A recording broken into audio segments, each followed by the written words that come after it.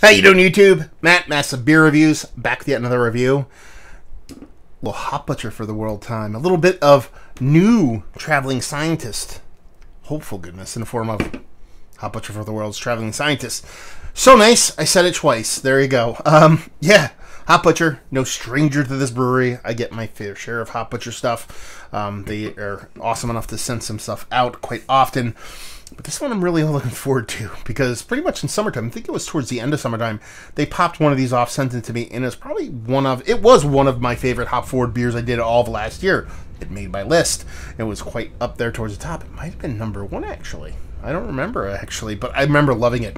So they came out with a new version of this. What does it say in this can? Let's jump to that. It says Galaxy Traveling Scientist. So it's a Galaxy-based beer, but here's the trick. It's a Galaxy-hopped American Pale Ale infused with Arcane distilled hop oils. With 5.75% alcohol by volume, and tasting notes are bright peach, candied pineapple, and lush passion fruit.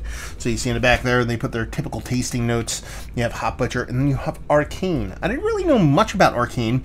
You figured after I did the original Traveling Scientist, I would have looked into it, but you know me. I don't do anything. But Jeremiah and Jude from Hop Butcher were on the Good Beer Hunting podcast. Go check it out. It's a really well done podcast. I'm the biggest good beer hunting fan in the world, but this one's done quite well. They actually break it down how Arcane does their distilling. Apparently, it's a gentleman that works out of Interboro. Now, Interboro is a brewery in New York, but if you know Interboro, it's not Interboro Brewing, it's Interboro Spirits and Ales. So they actually do a lot of distilling there. They do a lot of spirits, they do a lot of stuff. So they have that kind of knowledge to distill things, and they're distilling hops. I didn't know this.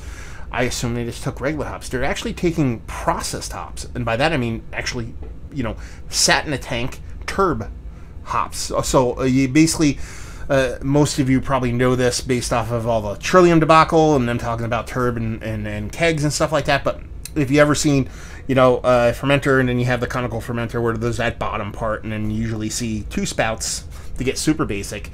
You kind of drain the beer out of one, and the bottom is kind of drain the whole bottom of the kind of fermenter. And there you'll find, bits and pieces of, biomaterial, all kinds of bits and pieces, but there's a lot of extra hop residue in there, especially if you're going to be doing a ton of dry hopping. Well, what the gentleman here does, and from what they explained, was he takes that hop residue from that turb and kind of distills that and turns that into these hop oils. So that's kind of cool. One, because they're distilling hops in a different way than I've really known, and two, they're actually recycling stuff that most people kind of just toss. So that kind of eating every part of the animal kind of mindset when it comes to beer is kind of cool. So I dig it. So anyway, super long intro. I dig the label. I like the original one a little bit more. It was a little bit more understated, but you're talking about, a little traveling scientist on the moon. Why? Because he's in the galaxy. You get it? Oh, shit. And Dan Jetsa does all the artwork for Hop Butcher and kills it all the time. So let's see what this has to offer, man. That first one just really, made my titties hard. God damn. So we'll see what's what. See if this one's nice, rich, delicious. From memory, this one's quite a bit hazier than what I remember. I think the other one came off much lighter. I don't think it was straight clear, but I think it was way closer to clear than it is this hazy. Pinky finger, just off whitehead, super tight compact bubble. So she looks the part of a hazy. So yeah, we have that going for us, which is nice. Let's get a nose. Yeah, that smells nice. Now here's the thing. It smells galaxy through and through. You get the big kind of tropical fruits. You get a nice kind of orange pop there, a nice grapefruit, a little bit of kind of bold citrus, and like I said, those tropical fruits on the other end of things. You're getting the whole gamut of slutty, delicious galaxy. I'm not getting that kind of, as I like to put it, I try not to be offensive when I said it, but that kind of greasy Italian kind of distillate hop thing I attributed to that distilled hop before. Not really getting that. You are getting a green portion of the show. You're getting a little bit of its icky, sticky green weed-like greeniness to it, but it's not as robust in the nose. It's not as icky. It's not as sticky. It comes off a bit more sweeter. Now, with it being a bit more of a hazier beer, maybe it's a little bit just more dosed in the kind of DDH portion of the show, being a bit more aromatic from that, not letting that hop distillate kind of shine. I don't know, but it smells quite nice. It smells like a fantastic Galaxy beer is what it does. Let's dive in. Cheers.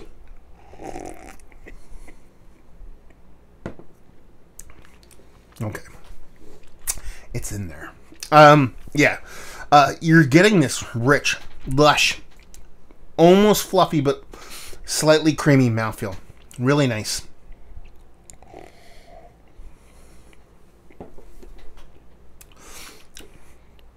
And just bursting at the seams with fruitiness.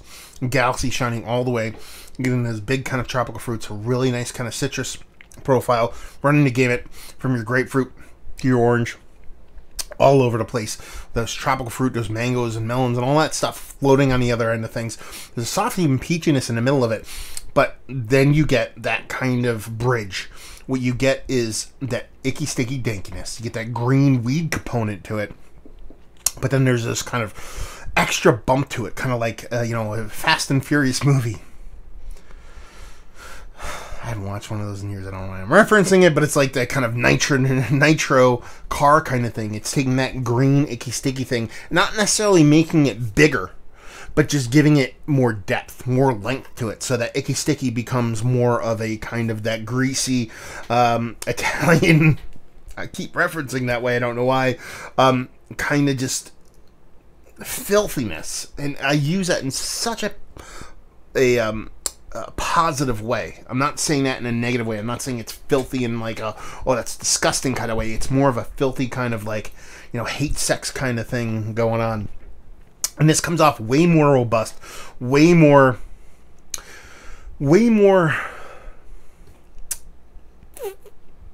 impactful.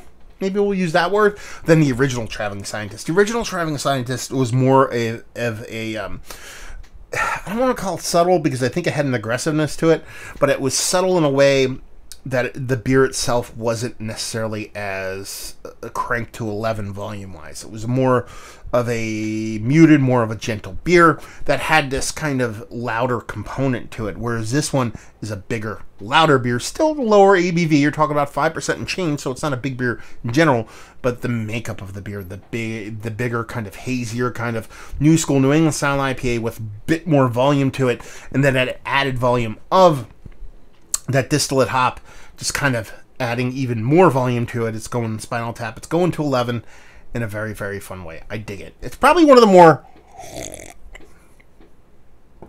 aggressive, bigger, more impactful 5%, especially Galaxy-based beers I've had as of late. And pretty damn delicious stuff. Again, it's weird because I know inside my brain that this is sub 6, but I still want to think about it as a bigger beer. If for its ABV and what it's producing, it's pretty fucking awesome stuff. It just misses that subtle nuance of that original kind of dirty filthiness that I got from the original Traveling Scientist. Is that the, oh, you smoked your first rock or crack kind of thing, to where it's like the first hit is always the craziest? Maybe a little bit of that going on. First, I could have said first kiss or first, sex, but I go to crack rocks because that's what I do. I just watched New Jack City last night, so forgive me. But yeah, it's super tasty, super delicious.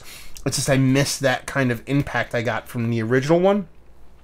But I don't want to let that take away from the beer itself. It's fantastic. Especially it's sub 6%. This is pretty fucking damn good stuff. So let's talk about it. Is this one of the better Galaxy-based IPAs? Hazy. Galaxy-based hazies. Let's go there. That I've had as of late. Yes. Once you get it into that sub 6 category, it's up there. Probably at the top. Value and availability? No idea. They send it to me. How about that shit? But their shit does shit shelves. And their price points are usually a little bit less than market value. So take that for what it's worth. And it'll leave you with, if you like what way you like this, if you like Galaxy, and you like interesting, well-made beers, if you like low ABV hazies, and you like interesting beer. I know I said that twice. Just like I started off, so good I said it twice, so there you go. Another review in the books. Hopefully you guys enjoyed it. Down there if you want to talk about it. Massive Beers if you want to check me out doing the social media stuff. Beer Massive. If you want to check me out doing the whole podcasting thing, I interview these guys. You can go check it out. Along with that Good Beer Hunting podcast. Go check that out too. So hopefully you guys enjoyed the review. Hopefully enjoying a nice little Traveling Scientist right now. Hope we'll see you next time. Cheers.